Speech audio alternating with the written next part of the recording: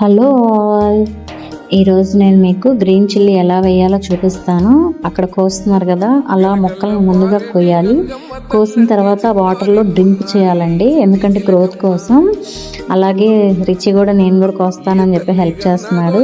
ఈ కర్రతో పాతులు తీయాలి అండి. తీసిన తర్వాత మొక్కలు నాటుకుంటూ రావాలి. నేను కూడా హెల్ప్ చేస్తున్నాను. లేదు లేదు మమ్మీ, నేను కూడా నీకు హెల్ప్ చేస్తానంటూ మా సన్న కూడా వచ్చారు. అలాగే తర్వాత అలా మొక్కలు వేస్తూ వేస్తూ అందుతున్నా ఆ టైంలోనే మెరుపులు, వర్షం ఇవన్నీ స్టార్ట్ అవ్వబోతున్నాయండి. ఆల్రెడీ మొక్కలు నాటుతూనే ఉన్నాము. నాటుతున్నప్పుడే బాగా ఉరుములు ఉరుస్తున్నాయి. అలాగే అట్ ద సేమ్ టైం వర్షం కూడా స్టార్ట్ అయిపోయింది. సో రిచి వర్షంలో తడవకూడదు, పదా పదా అని చెప్పేసి నేను హడావుడి చేస్తున్నాను. అయినా కూడా బాగా మెరుస్తూ ఉంది.